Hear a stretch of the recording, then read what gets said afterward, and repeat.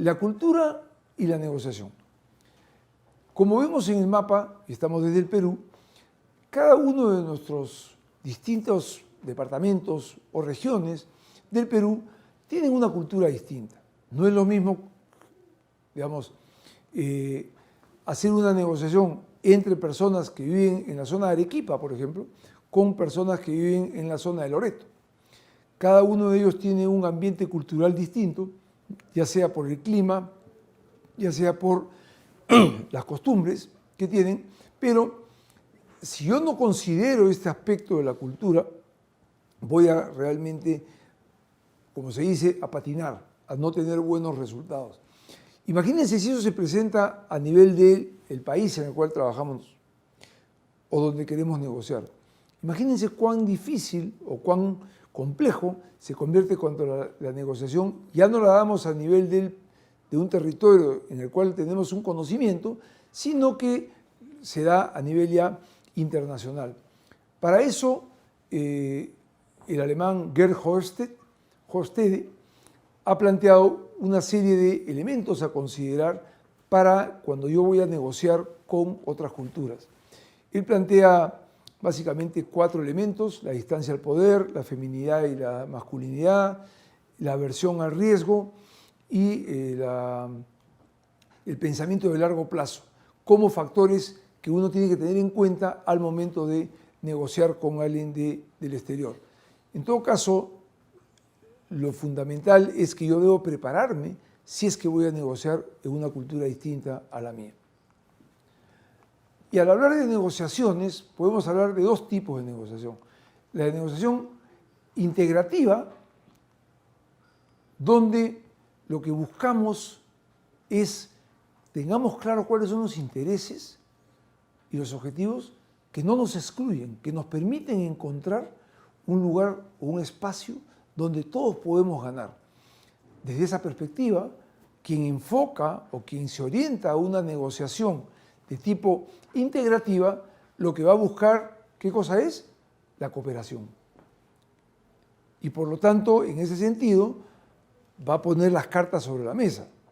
O sea, hay transparencia del volumen de producción, hay transparencia, probablemente no de los costos, porque finalmente hay cosas que son confidenciales para uno, pero sí voy a tener transparencia en cuanto a cuáles son los niveles de calidad que quiero, cómo es que yo tomo mi proceso de toma de decisiones, etc. Porque lo que me interesa, ¿qué cosa es?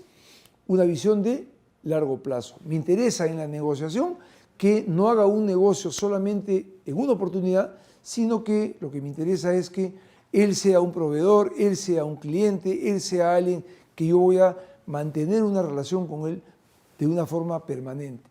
No es una negociación o no es una operación de una sola vez y que ahí nos perdemos. Por lo tanto, lo que buscamos es crear valor.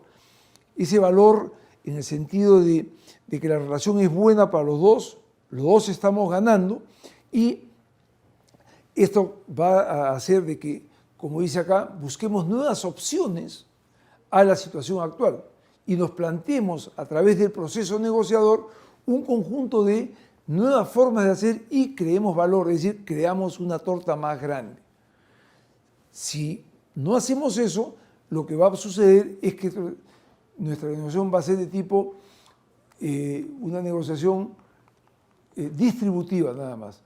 Entonces, en la negociación integrativa, nosotros nos planteamos desde una perspectiva de querer ganar ambos. Y las posibilidades de crear valor para los dos van a ser muy grandes, pero eso sí, como decimos antes, requerimos mucho de comprender cuáles son las necesidades y las prioridades que cada una de las partes están teniendo o están planteando, por lo tanto sus intereses, y finalmente a través de la creatividad podemos ampliar el pastel, podemos crecer en el negocio. Pero ciertamente esto requiere apertura de las personas. ¿Okay? En una negociación de tipo distributiva, por el contrario, la situación es que él y usted tengan, digamos, se repartan la torta mitad-mitad.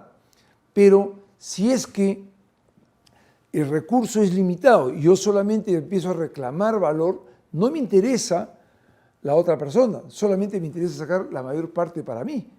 Y por lo tanto los intereses se van a convertir no en complementarios, sino en excluyentes. Y el estilo de negociación va a ser confrontacional. Voy a tratar de confrontar mis ideas frente a las tuyas.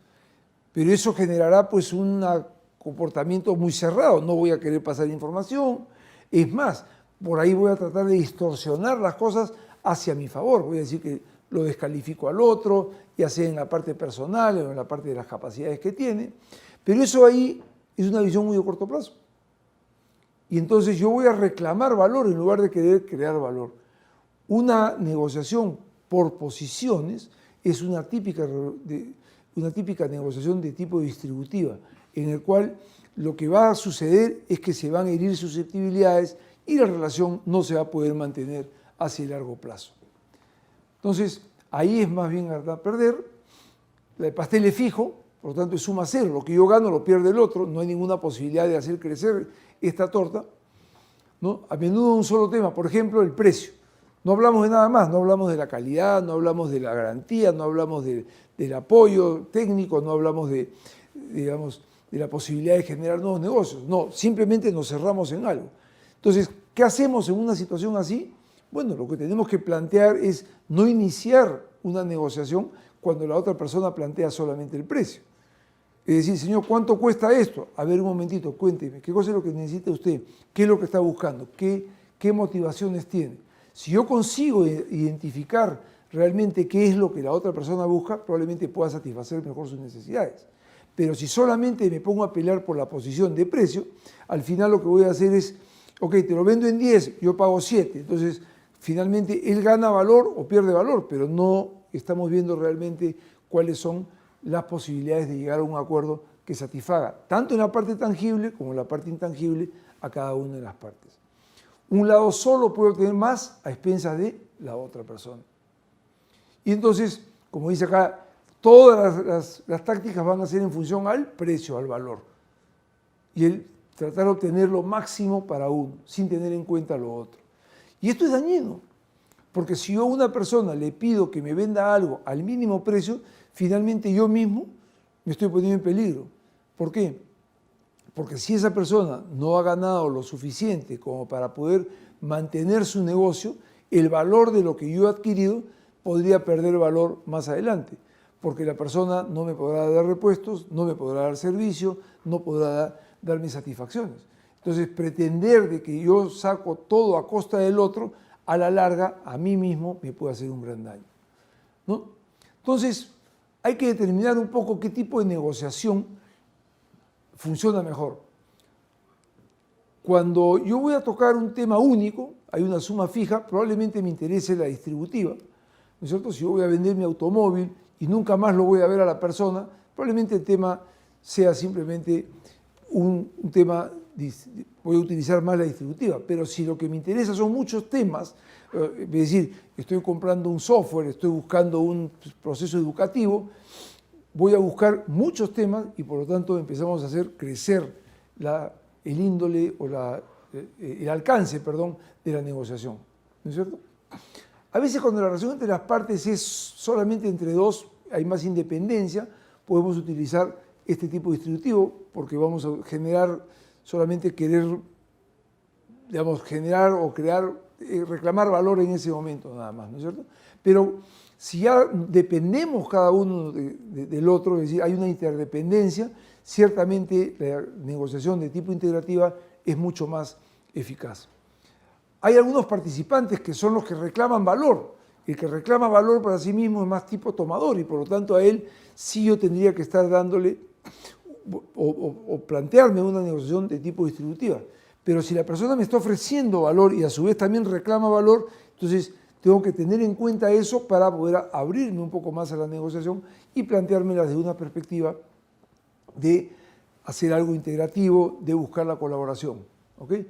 Si el tiempo disponible es breve, probablemente no haya mucho que negociar y por lo tanto casi que nos podemos cerrar en nuestra posición, pero si hay bastante tiempo, pues el tiempo nos va a ayudar de explorar opciones, a explorar una serie de nuevas formas de llegar a un acuerdo.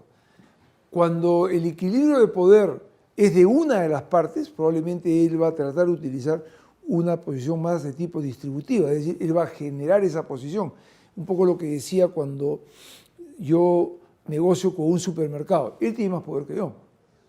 Pero si ambos tenemos el poder, ambos podemos reclamar también que se respeten nuestras posiciones y por lo tanto, al buscar que el poder sea, perdón, que las necesidades se satisfagan de una manera para los dos, la negociación de tipo integrativa es mucho más, da mejores resultados, ¿no es cierto? Ahora, cualquier método se va a juzgar si es que el acuerdo que se logre va a ser ejecutable. Yo puedo definir y hacer un gran acuerdo en el papel, pero ¿lo vamos a poder hacer?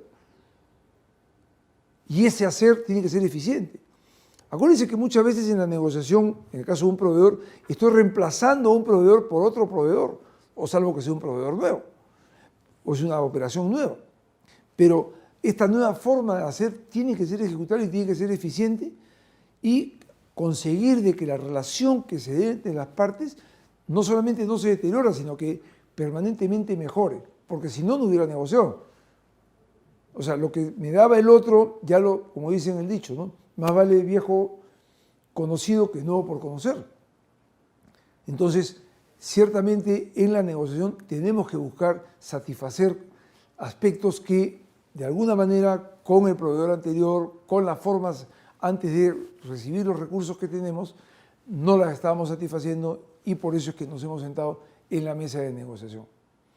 Entonces, un acuerdo sensato será aquel que satisface los intereses legítimos en la medida de lo posible de cada una de las partes, que resuelve los conflictos con un concepto de equidad, no estoy abusando de la otra persona, y finalmente que sea implementable y que a lo largo del tiempo se pueda mantener. Entonces, para terminar, hemos visto que la necesidad de negociar se presenta cuando tenemos un conflicto entre las partes, cuando nosotros vemos cuál es la mejor manera de llevar adelante una negociación y tenemos en cuenta que para poderlo resolver vamos a definir claramente aspectos como las estrategias que nos van a permitir el logro, las personas con las cuales vamos a trabajar y las tácticas que vamos a utilizar para poder conseguir estos resultados.